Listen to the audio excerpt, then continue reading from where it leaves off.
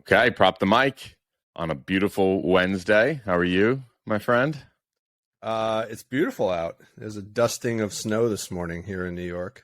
Oh, finally. Dusting. Oh, okay. The kids were like really excited to go out and play in the snow. I'm like, by the time you get home from school, this is going to be gone. So Can't believe it's been so long in the winter. I know. We'll see. It was I remember one year where we got snow on Halloween, and then I don't think it snowed again the rest of the winter, or like maybe one other time, but like in March, something like that. I happen to remember that. But anyway, that's neither here nor there. No, that really has nothing to do with the NBA or props or anything. But everybody likes talking about the weather, so they do. You just can't get over it. All right. Any comments about yesterday? We had an okay day. We went almost a great day. I'd like to give you props for calling out LeBron's first triple double of the season. That was pretty awesome. Thank you. Yeah, so well done there. Yeah, LeBron delivered for us. I think we had a couple other close ones, but overall 3-3. It's okay. We broke even.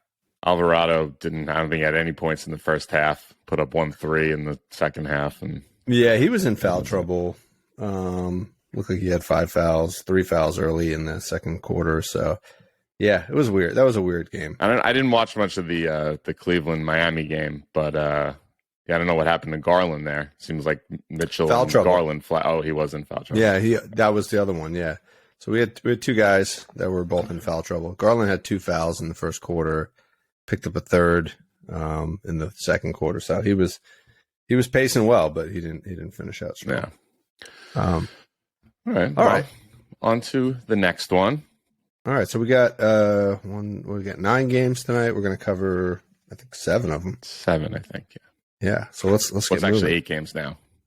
Right, there were 9. The Wizards Pistons was canceled because I think the Pistons couldn't make it to their own home stuck game. In Dallas because of an ice storm. Pretty crazy. It's all right. That game would probably end the same way if the Pistons didn't show up. All right, let's go rematch. We got the Magic at the Sixers again. Sixers -10, and the total's 230.5. I'm sure you're going back to the well here. You got to. I mean, the matchup just calls for it. Forwards against the Magic, combo guards against the Sixers. Got to ride Tobias Harris and Markelle Fultz here. I like Tobias. I like his points, 15.5. We went over this the other day. I like his points and rebounds, 21.5, and I also like his par, 23.5. You get the best odds on his straight points. But he's been rebounding the ball pretty well.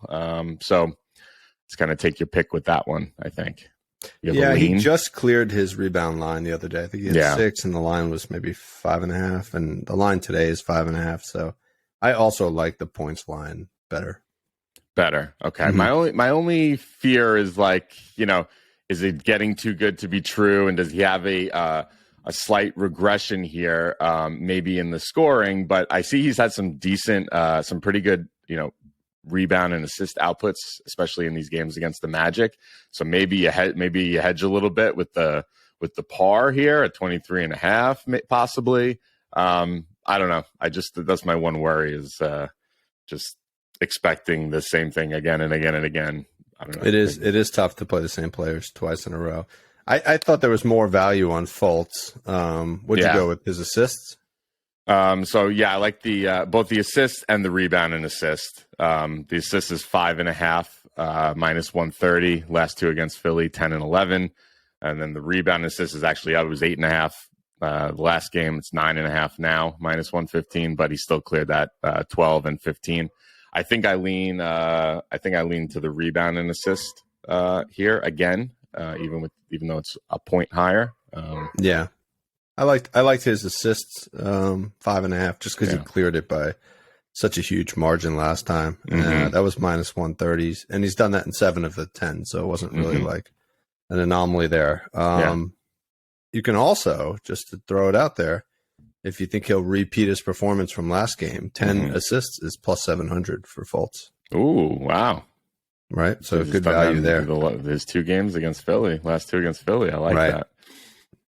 But yeah, I mean, it would be shocking if he gets there again, but I think he'll have a good game. I think so. Tobias Harris, Markel Fultz parlay. Sounds good as a little fun one, possibly. You have any others in this game? No, that's it. I had 2 others that I just because I wanted to present something new. I knew we were going to both be on the stuff that we presented last time. So I think Embiid is going to come out like angry, for that collapse last game. Mm-hmm. He did have a good game. I looked at his points line. It was like 33 or something like that. It's way too high. Not to say he can't get there, but that's usually above what we like. I liked his blocks, 2 blocks. He's done that in 6 of his last 10 games. It's plus money, plus 104. And in the game against the Magic, he had 2 blocks. So I kind of liked him to repeat that. And then here's my sneaky play on the Magic side. We've been talking about Gary Harris. No. Okay. Never again. Okay. We've been talking about Franz Wagner all year. My guy last game. I'm going with his brother. I'm going with Mo. He crushed last game, right? Yeah. So his last 2 games, he's had 27 and 22 points. His line wasn't set, but I'm going to guess his line will come out somewhere around 10 points. That might be low. But I was just guessing. I don't know what his line will be, but what I did see is in the games where he plays 20 minutes or more, which he has the last 2 games, and he did earlier this season, he's 14 of 17 games crossing the 10-point mark. So if the line comes out anywhere around 10, 11, 12, something like that, I think there's good value on Mo. He's starting to heat up. Nice. Was that the last game? Didn't he have like 24, 25 points? Was that the last game? 22, I 22, think. 27 the game before. Okay. Okay. All right. So, so he seems to be he's playing well. Back. Yeah. Yeah. A little brotherly competition. All right. I like those sneaky ones. That's good. All right. Next, we got the Nets at the Celtics. Celtics minus 8.5 at home. Totals 226.5. What's standing out for you? Against Brooklyn, defensively, very good. So not best team to target. Props against big men against Boston has been really good lately, and for the season as well. So we're gonna run it back with Nick Claxton here. I know he failed us the other day, but I like his points here: 14.5 points, minus 105. His scoring output in his last 5 road games, 25, 24, 20, 20, and 15. So he's cleared it in 5 straight road games. He had cleared this line in 7 straight games overall before his last 2, where he hasn't. So I just kind of feel like he's due. He had 2 duds in a row after a nice stretch there. So I have a feeling in a good matchup, this is a good bounce back spot for him. Interesting. You want to buck the trend, huh? I do. What did he have against? So he only had 9 against Boston when they played on January 12th. So on the 12th, yeah. So the other one I like for Boston, for Claxton, is his blocks, 2.5, and his plus 140. He's done it in his last 9 of 10 road games, averaging 4 blocks per game, and he had 4 in that game against Boston on January 12th. He did. And there's probably a strong case. What was his rebound line? Was it 10.5 or 11.5? Yeah. But even despite the diminished point scoring, his rebounds are hanging up there. 12, 13. Yeah, it's 11.5 now. And he gets to 11 a lot. 11 a lot. So, okay. All right. I like his double-double tonight. Might not be bad. Yeah, there's not really going to be a ton of value on that, though. No. Good. All right. I like Nick Claxton. Anybody on the Celtics side? Yeah, I got 2 here. Like I said, it was against Brooklyn. It's not the best team to target, but Boston's on 3 days rest today. So I noticed a couple trends that were enticing when you split it out on 3 days rest. Jaylen Brown over 9.5 rebounds and assists, minus 110. He's done it in 5 straight games on 3 days rest, and he's averaging 12.6 rebounds and assists. So 3 3 points higher. And his last 2 games against Brooklyn, he had 12 and 11. I like Jaylen Brown. That was my play as well, except I went purely with the rebounds. I went over 6.5 rebounds, which was minus 110. And he's done that in 5 of the last 6 and 10 of the 12 RA that you just mentioned against Brooklyn were rebounds. So I thought there was a bigger margin on the rebound I could side. see that. Yeah, I looked at that as well. I like that. And then I had Al Horford with 13.5 points and rebounds, minus 115. He's done in his last 6 of 7 games on 3 days rest, averaging 21, and he only needs 14. And in that one miss, he had 13. So he's almost done it in 7 straight games on 3 days rest. He's also averaging 18 points and rebounds against Brooklyn since last season. Yeah. Seems like Al would benefit from some rest. Yes, sure. More so than most. Yes, he's almost a 40-year-old. So, all right, cool. Anybody else in this game? That's it. All right, let's move on. We got the Thunder at the Rockets. Rockets are getting 5.5. Total is 232.5. What do you like here? Okay. This is also a nice matchup where you got one position on both sides, which really stands out as the position to target. Against OKC, it's wings, and against Houston, it's point guards. So I couldn't find the wing for Houston is Eric Gordon. I'm never betting on that guy again. So we'll avoid that. Why did you find something for Eric Gordon? No. Oh, okay. I already had that stance before you started with that. So now we're finally in alignment. But finally, I was very happy that I found something to bet on our man Şengün's again.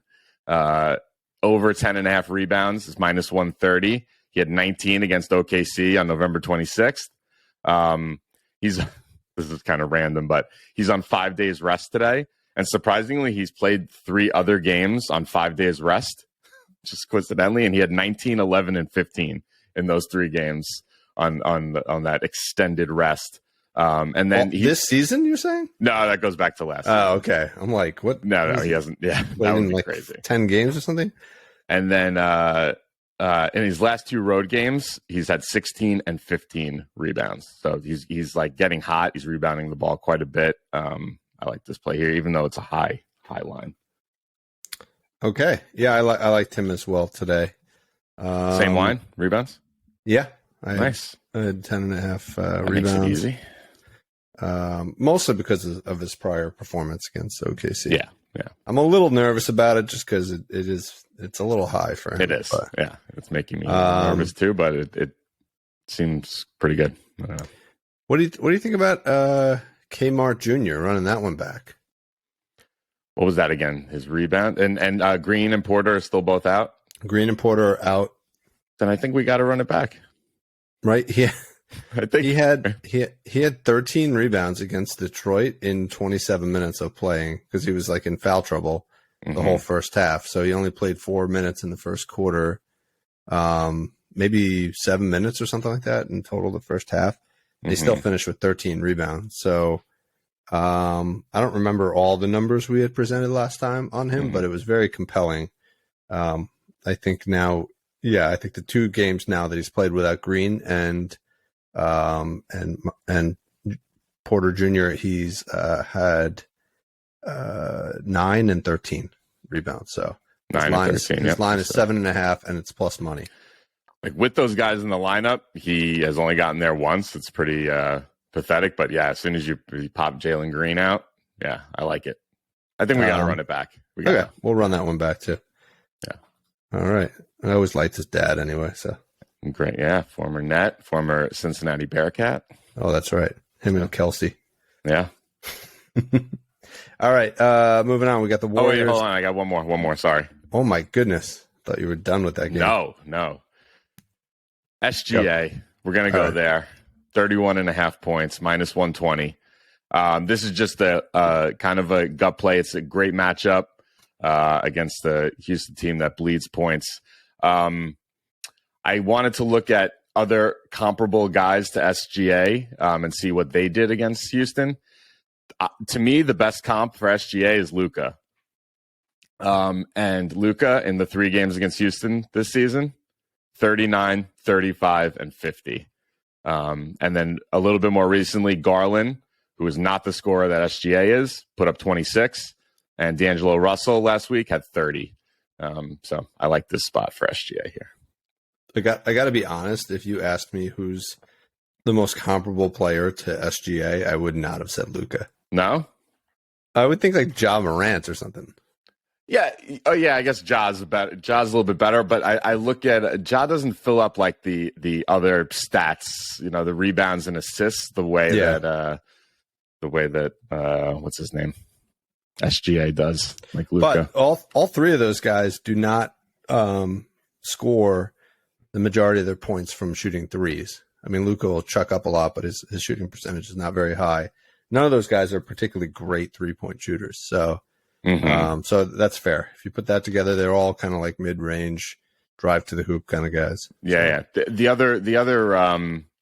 The other reason that they're associated in my head is that through cleaning the glass, like the positions on cleaning the glass, I think they're one of only like 2 guys that in their career have been classified as both a point guard and a wing. So there's that sort of similarity between the 2 players. So yeah. Anyway. Okay. All right. So SGA 31.5 it was, right? Yep. Very good. All right. Now I'm going on to the Warriors. T-Wolves. T-Wolves are at home getting 3.5 points. Total is 238. So another high scoring game. Here, I wanted to call out, there's a nice matchup for Golden State threes against Minnesota's 3 defense. So I just wanted to call that out. Okay. Matchup wise, Golden State's pretty good, but you can target combo guards have had success over the last 6 weeks or so. And then Minnesota, point guards, forwards, and bigs, all positions you can look at. I only found 1 play from this game, and it's not super exciting because it's minus 165, but I like Andrew Wiggins going back to Minnesota.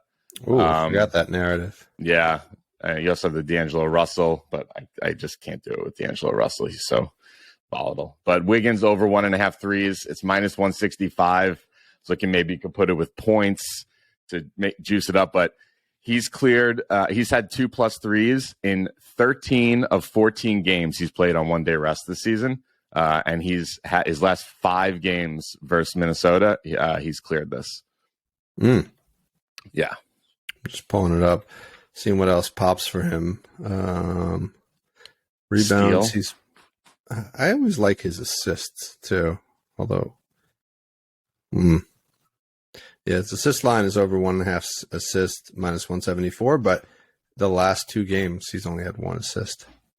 I don't understand how you can play. How do you play 32 minutes of basketball, have 1 assist, and get 1 assist? Yeah, in that offense, right? It's like 1 assist comes immediately by throwing it to Steph, and he like buries a 3. I just don't understand that. This might be the play here. We have to look at that to pop this into FanDuel. I kind of like this for him to have 2 threes and 1 steal. He has had 1 steal in 4 of his last 5 against Minnesota, and he had 2 twice, including the 1 game they played this season, and that was also at Minnesota. That might be something we should look into. What do you think about that? Yeah, I think so. I was just going to look up the turnovers for Minnesota. I'm not actually aware of where they're ranked 28th in steals allowed. Oh wow, yeah, pretty good. Oh yeah. They're averaging 16 turnovers a game, which I know is different than steals allowed, but it more or less parallels. But in the last 3 games, they're averaging 19.3 turnovers. Dude, so we're doing it. Coughing the ball up. Okay, all right. I like that. Yeah, very good. All right, anybody else in this one? Nope, that's it.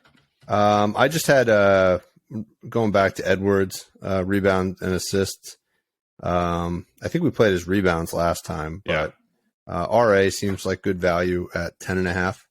Okay. Minus 135. He's done it in 7 of his last 10 and 4 of his last 4. So love the Ant-Man. Yep, I love that guy. his scoring ability is just amazing, but his so fun. I really wanted to play his points tonight, but it was up to like 28.5 or something. Yeah, so that's where I thought you were going to go. No. Okay. All right, let's move on. We got the Kings at the Spurs. Spurs are getting 7.5 points. Totals 244.5. Woo! Seems like if the Kings are involved, it's an immediate 240 line. Yeah. All right. What's standing out for you here? All right, a bunch of matchups here against Sacramento. It's a great forward matchup, and point guards have had success. And then with the Spurs, combos, bigs, and forwards. I was only able to pull one prop out of this game that I liked, and it's your guy, Sochan. Oh yeah, over 20. Play too. Was it? I probably not the same one. I went with his par. Okay. 22.5 and it's minus 105, which is nice. He's done it in 5 straight, and his last 6 of 7, and in the one miss, he got hooked at 22. So he's been getting there. And it's a great match. He plays power forward, and this is the matchup to go to here. So I like that. Yeah. What'd you have? I just went with his points, 13.5 points. He's done it in 7 of his last 7 games. So he's just really crushing this line by at least 4 points in most games. Minus Nice. 130. I still thought it was good value. And his 3-point line is still like, I think around minus 150, minus 160. So you could always throw that in there and it'll improve your odds because he's pretty much getting a 3 every game. So it's a good point. Nice call out there. I like that. Thanks, Tom. You got it. All right. Next, we got the Raptors at the Jazz. Very complimentary on this show. We are. Jazz minus 3. Totals 230.5. I really love my play on this one, but I'll let you go. Do you? Okay. I do. Wanted to call out Toronto has a nice turnover advantage here. They're great at getting turnovers, and Utah's pretty good at giving up the ball. So something, I don't have any plays on that, but just wanted to call out some of these big discrepancies here. Toronto, wings, points, and forwards are the targets. Utah, bigs, combos, and big, combo, and wing are where we can look. Start on the Utah side here. I like Lauri Markkanen, over 33.5 PR, minus 115. He's done it in 8 of 10, 8 of his last 10 at home. And one of those, he got hooked at 33 in a game against Brooklyn. And the one other game, he played less than 30 minutes against Washington. I didn't dig into why, but he always is above that. So I don't know if there's foul trouble or whatever. So you take that game out and this one hook. I mean, he's getting there. So and in a really good matchup for him against Toronto. So I like Lillard. Nice. Yeah. All right. You got anybody, anything on Utah? Yeah, I like my boy Walker Kessler. Okay. You know, I always like. Yeah. I'm always favorable towards the rebounding guys. I just love that stat. Until it screws you and you you get one of those like tip balls that they don't count as a rebound. But his rebounding line started at 7.5. Now it's up to 8.5, but it's plus money at 8.5. Okay. Plus 105. I thought it was good value. He's what is it? I didn't even look at what he's his last 10. It was pretty good. Maybe 7 out of the last 10 or 8 out of the last 10. I don't know if you have it in front of you. Yeah, I'm pulling it up right now. He was he's done an 8 of 10. Yeah, 8 of 10. But I also liked the previous matchup against the Raptors. I think the Raptors played the Suns on January 30th. Ayton had 13 rebounds. And Ayton's not really known as a rebound guy. I mean, he is. He's kind of like Bam. He'll put up 9, 10 rebounds in a game. But he crushed his line in that game as well. So I like that. And I also liked his double-double at plus 360. He's actually had a double-double in 5 of his last 10 games. And in 2 of the 5 games that he didn't hit it, he had 9 rebounds. So he almost has had a double-double in 7 out of 10 games. So, I like that one as well. I like this play a lot. I'm looking at his home road splits are pretty good for the home ones. Especially you'd expect that with a rookie. So yeah, I like that. It's even better when you look at what he's done at home. I like. Yeah, this. I mean he doesn't get huge minutes, maybe like 25 to 28 minutes a game or something like that. But when he's out there, he's very productive. So main play here is 8.5 rebounds. Did you look at his last 6 home games? Besides this one game against Brooklyn where he only had 2 points, 14, 13, 13, 15, 13. Points or rebounds? Points. And then what do you have on rebounds? Rebounds, that game against Brooklyn, he only had 6, but then other than that, 11, 9, 11, 12, 9, 11. Yeah, there you go. He would have cleared it in all 5 of those. So, and the Raptors, we went through that about a week or 2 ago. Yeah, the Raptors just give up huge rebounds on the defensive side. So, all right, good. I got one on Toronto. Oh, you do? Excellent. I do. Precious Achua. Like over 9.5 rebounds. You looked at this? No, I didn't, but I like him. Yeah, plus 110. Here's his rebounding output in the last 6 games. 12, 13, 11, 5. He only played 28 minutes in that game with 5. I didn't do it digging besides that. And then 11 and 11. 12, 13, 11, 11, 11. In a good matchup for him. I'm bigs against the Jazz have been the best matchup to target the Jazz with over the last 6 weeks. So I like that. I like that as long as he's not taking him away from Walker Kessler. Yeah.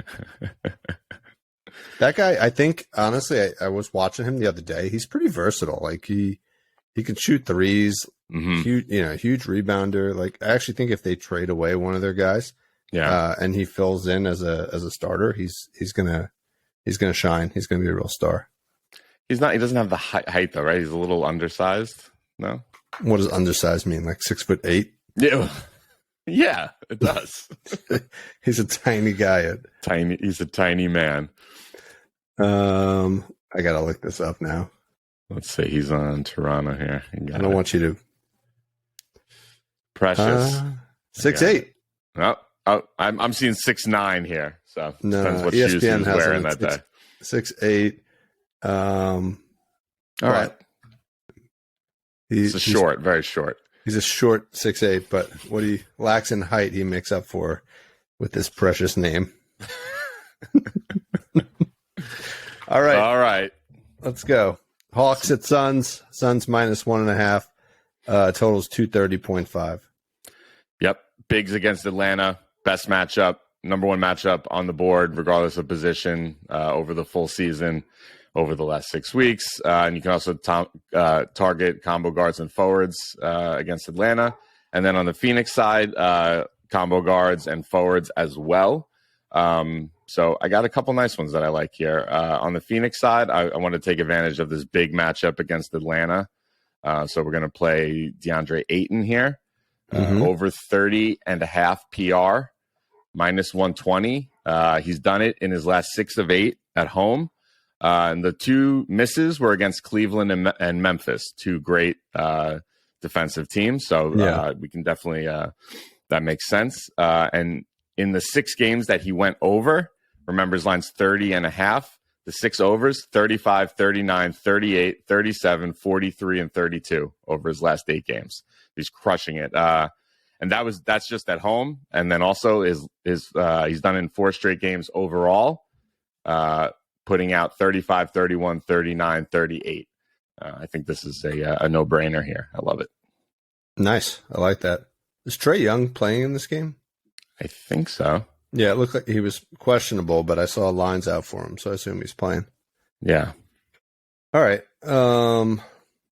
You have anybody else on the Suns side? No one on the Suns. I got 2 on Atlanta.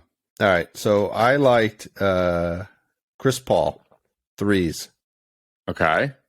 It's a little juicy, minus 140. I'm sure if you shop it around, you could probably get it for a little better than that. But 2 3s, minus 140. He's done this in 7 out of the last 10 games. Okay. And in 2 of his last 3 games, he's had 4 3s. So if you actually wanted to up it, you can get his 3 threes at plus 230, 4 threes at plus 650. 4 threes plus 650. But let me just tell you, the Hawks just played Portland in the previous game. Mm-hmm. Let me read off what these 5 players on Portland did. Lillard had 5 threes. Grant had 4 threes. Simons had 5 threes. Nurk had 2 threes, and Nasser Little had 2 threes. Wow. So they're just bombing away threes. Now, Trae Young didn't play in that game, so that probably changed the dynamic of the game a little bit. But I kind of see this as an opportunity for CP3 to keep his scoring up. So, all right. Interesting. Nice find. Nice find there. Yeah. All right. And what do you got on the Hawks side? On the Hawks. So, the best matchup to target against Phoenix is combo guards. That's DeJounte Murray. Doing a lot of pars today. I like his par, 30.5, minus 125. He's done in his last 8 of 10, and he's averaging 37 over those last 10 games. And then his last 3 against Phoenix, which was last season, and he was on a different team, but he put out 39, 37, and then just got hooked at 30 in that other game. So it's had some good success against Phoenix, and that was also with a much worse team with the Spurs last year. So I like that. Yeah, he's coming off of a really big scoring game, so he's going to come out and be firing. So I mean, he could get high 20s just on the points alone. So I like that. Yeah, nice. And then forwards against Phoenix was also a place to look. So I haven't played this guy in a while, but John Collins. 13.5 points. It's minus 105. His last 2 games against the Suns, he's had 19 and 26. He's done it in 6 of 8 overall, and his last 7 of 10 on 1-day rest, and he's averaging 15.5 points in those 10 games. His last 10 games on 1-day rest. Nice. So, I like that. When is Devin Booker coming back, man? It's crazy how long he's been out. Right? Yeah. I was tempted to look at the futures market for the Suns because I think if they're projecting like kind of their current performance out for the rest of the season, I think they're going to surprise some people. I think once he comes back, they're going to get back on fire. I could see that. I could see people also, they were talking the same thing kind of about the Pelicans last night. Now it's like their lowest point of the season. It's like buy low on the Pelicans right now because Zion's probably coming back soon if he could stay healthy. Yeah, exactly. They should just keep him out until the playoffs. Yeah. They might not make the playoffs then. He's only got 20 games left in him, so they've been losing games left and right recently. They really have been. Yeah. I mean, they looked great against the Nuggets to start the game yesterday, and then they kind of fell apart. All right, cool. That's a nice little 8-game. A lot of picks to think about here. Well, that happens on a 9-game slate. So nice work. We'll regroup, make our selections, and post them up on the Twitter. Very good. Talk to you later. Bye.